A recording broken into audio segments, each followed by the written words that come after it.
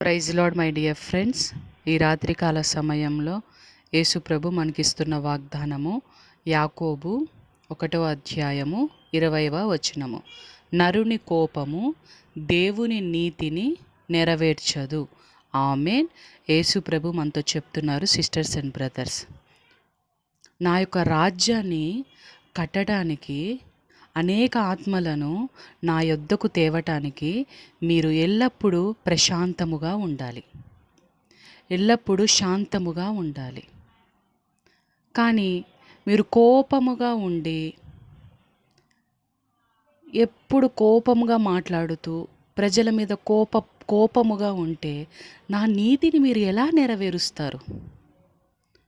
కాబట్టి మీ కోపము నా నీతిని నెరవేర్చదు. నా రాజ్యాన్ని మీరు కట్టాలన్నా, అనేక ఆత్మలను నా యొద్దకు తేవాలన్నా మీరు శాంతముగా ఉండాలి, ప్రశాంతముగా ఉండాలి. పైన చూడండి, కోపముగా ఉండి వాళ్ళ మొహాలు ఎలా ఉన్నాయో.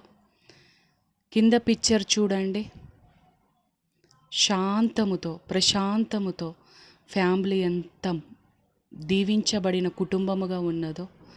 మీరు ప్రశాంతముగా ఉంటే మీ కుటుంబాన్ని, రానున్న తరాలను నేను దీవిస్తాను. ఎందుకంటే మీ ప్రశాంతత నా నీతిని నెరవేరుస్తుంది. మీరు కోపముగా ఉంటే నా నీతిని నెరవేర్చదు. ఈ రోజు నుంచి యేసుక్రీస్తు నామములో మీ మీద నా శాంతి కుమ్మరిస్తున్నాను. మీరు ప్రశాంతముగా, శాంతముగా, మౌనముగా ఉంటున్నారు అని దేవుడు మనతో చెప్తున్నారు. దేవునికి కృతజ్ఞతాస్తుతులు. యేసు శక్తిగల నామంలో ఆమేన్.